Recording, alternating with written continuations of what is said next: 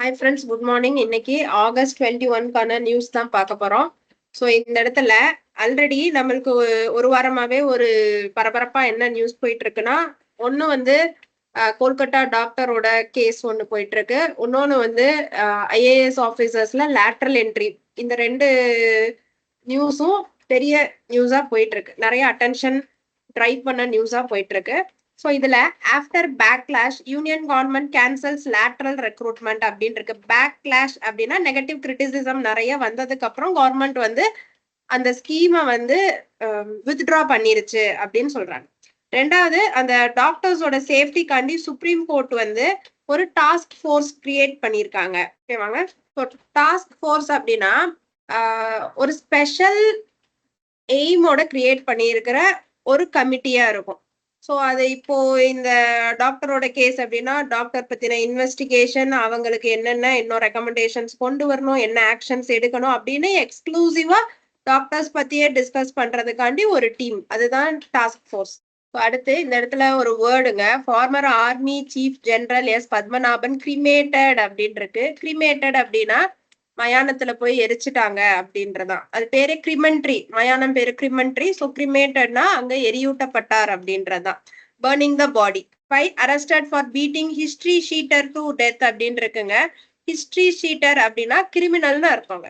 So அடுத்தது பாருங்க, on the right path editorial, elections will address the yearning for substantive democracy in Jammu and Kashmir அப்படின்னு இருக்குங்க. So இங்க என்ன சொல்லியிருக்காங்க, எலெக்ஷன் தான் ஜம்மு அண்ட் காஷ்மீர்ல டெமோக்ரஸிய திரும்பி கொண்டு வரதுக்கு ஒரே வழி. ஸோ இங்க வந்து இயர்னிங் அப்படின்னு ஒரு வார்த்தை இருக்கு, YEARNING. இயர்னிங் அப்படின்னா என்னதுன்னா, நம்ம ஒரு விஷயத்த செய்ய ஆசைப்படுறோம், செய்ய முடியாம இருக்கிற விஷயத்த இல்ல செய்ய டிஃபிகல்ட்டா இருக்கிற விஷயத்த செய்ய ஆசைப்படுறோம். ஸோ ஜம்மு அண்ட் காஷ்மீர்ல டெமோக்ரஸியை கொண்டு வர்றது கொஞ்சம் டிஃபிகல்ட்டா இருக்கு, அதை எலெக்ஷன் மூலமா கொண்டு வர முடியும் அப்படின்னு சொல்றாங்க. ஸோ ரெக்ரெசிவ் மூவ் அப்படின்னா என்னன்னா, ரெக்ரெசிவ் மூவ்னா பிரிமிட்டிவ் மூவா இருக்கலாம், ஃபார்மர் இல்ல பிரிமிட்டிவ். கம்ப்ளீட்டா டெவலப் ஆகாத ஒரு மூவ், அதாவது அவ்வளோ பெரிய என்ன சொல்றது, ரொம்ப மெச்சூர்டான மூவ் இல்ல, ரொம்ப ஒரு ஸ்மார்ட்டான மூவ் இல்ல அப்படின்னு சொல்றதா ரெக்ரெசிவ் மூவ். இதுல வந்து என்ன சொல்லியிருக்காங்க, விமனோட சேஃப்டிக்காண்டி அவங்களோட ஒர்க் டைம் வந்து குறைக்கலாம் அப்படின்னு சொல்லியிருக்காங்க.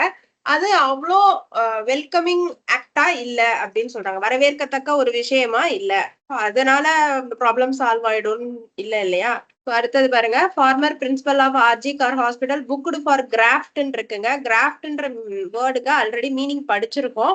ஸோ கொஞ்ச நாளா நியூஸ் பேப்பர்ல வருது. கிராஃப்ட் அப்படின்னா பிரைப்னு அர்த்தங்க. ஸோ இந்த இடத்துல பாருங்க, சிக்கிம்ல நடுவுல வந்து அந்த பனி ஆறு இருக்கிறாங்க, அது பேரு கிளேசியர். அது வந்து திடீர்னு அதுல வெள்ளம் வந்துருச்சுங்க. அதுல வெள்ளம் வந்ததுனால நம்மளோட ஒரு தண்ணியில இருந்து எலக்ட்ரிசிட்டி ஜென்ரேட் பண்ற ஒரு ப்ராஜெக்ட் வந்து டேமேஜ் ஆயிருக்கு. அதை வந்து ஹைட்ரோ எலக்ட்ரிக் ப்ராஜெக்ட்னு சொல்லுவோம். So national hydro electric power corporation தான் அங்க அதை கட்டிட்டு இருந்தாங்க. ஸோ அது வந்து கொஞ்சம் டேமேஜ் ஆயிடுச்சு அப்படின்னு சொல்றாங்க, 2023 வந்த ஃபிளட்ல.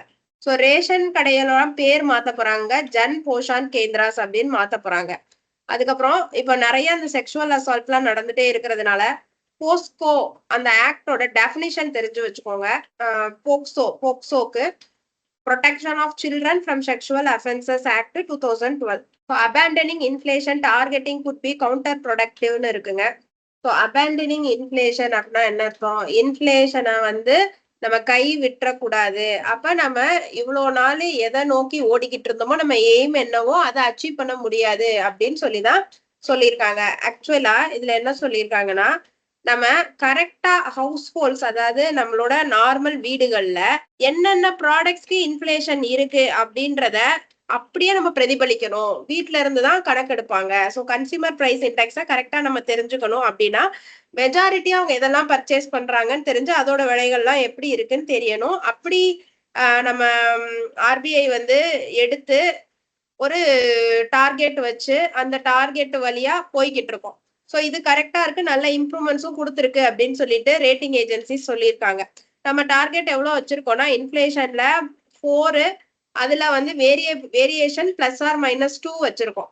ஸோ நம்ம டார்கெட் வந்து 4% வந்து இன்ஃபிளேஷன் இருக்கலாம். அதுல குறைவாவோ கூடவாவோ +or-2, அதாவது +2ல இருந்து 6 வரைக்கும் நம்மளோட இன்ஃபிளேஷன் ரேட் இருக்கலாம்னு வச்சிருக்கோம். ஸோ அதை மாத்த வேணாம், அப்படியே இருக்கட்டும்னு சொல்றாங்க. ஸோ ரிலையன்ஸ் இண்டஸ்ட்ரீஸ் வந்து அதோட கேபிட்டல், அதாவது இன்வெஸ்ட்மெண்ட் இன்னும் ஜாஸ்தி போட போகுது. $45 to $50 billion வந்து போட போகுது அப்படின்னு சொல்றாங்க. ஸோ மைனிங் டாக்ஸ் வந்து 2005ல இருந்து இப்போ கோர்ட் வந்து கட்ட சொல்லியிருக்கு.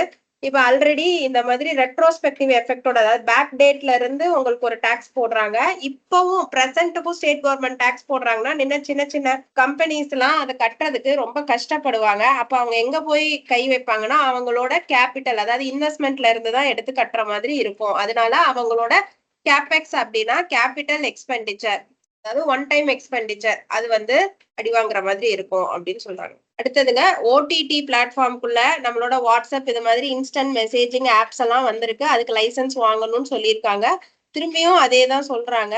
ஏன்னா இந்த சர்வீசஸ்லாம் டெலிகம்யூனிகேஷன் ஆக்ட் 2023 கீழே வர்றதுனால வாங்கித்தான் ஆகணும் அப்படின்னு சொல்றாங்க.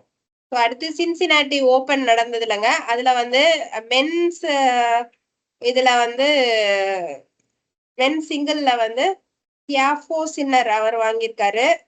அடுத்து விமென்ஸ்ல வந்து சபலங்கா வாங்கியிருக்காங்க. சரிங்க, ஜானிக் சின்னருங்க, சாரி ஜானிக் சின்னரும் டியாஃபோவும் தான் மோதுனாங்க. சின்னர் வந்து வின் பண்ணிட்டார். இப்போ இவரு தான் வேர்ல்டு நம்பர் 1. ஓகேங்க, இன்னையோட வேர்ட் ஆஃப் த டே வந்து சப்வென்ஷன். நம்ம அதிகமா கேள்விப்பட்டிருக்கிறோம். எக்கனாமி லோன்ஸ்ல எல்லாம் யூஸ் பண்றது. இன்ட்ரெஸ்ட் சப்வென்ஷன் கொடுத்தாங்க, மானியம், தமிழ்ல வந்து மானியம்ங்க, மானியம் கொடுப்பாங்க அப்படின்னு இருக்கும். சோ அப்படின்னா என்னதுன்னா ஒரு பினான்சியல் எய்டு கொடுக்குறாங்கங்க. அதாவது கவர்மெண்ட்ல இருந்து ஒரு தொகை வந்து உங்களுக்கு கொடுக்குறாங்க. எதுக்குன்னா நீங்க ப்ராப்பரா கட்டினதுக்காண்டியோ இல்ல இது வரைக்கும் ஹானஸ்டா இருந்ததுக்காண்டியோ ஏதோ ஒரு விஷயத்தக்காண்டி உங்களோட லோன்ல பாதி கவர்மெண்ட் ஹெல்ப் பண்ணி கட்டிடுது. அதுதான் வந்து சப்வென்ஷன். கவர்மெண்டோட ஃபண்டு இல்ல கவர்மெண்டோட உதவி, இதுதான் சப்வென்ஷன். யூசேஜ் பாருங்க, the orphans here are aided by a state subvention. இங்க இருக்கிற ஆர்ஃபன்ஸுக்கெல்லாம் ஸ்டேட்ல இருந்து ஒரு ஹெல்ப் கிடைக்குது அப்படின்னு சொல்றாங்க. ஓகே ஃப்ரெண்ட்ஸ், இன்னையோட நியூஸ் பேப்பர் ரீடிங் முடிஞ்சது. ஸோ எல்லோல அண்டர்லைன் பண்ணியிருக்கிற ஹெட்டிங்ஸ் கீழே இருக்கிற ஆர்டிகல்ஸை முடிஞ்சா வாசிச்சு பாருங்க. Thank you friends.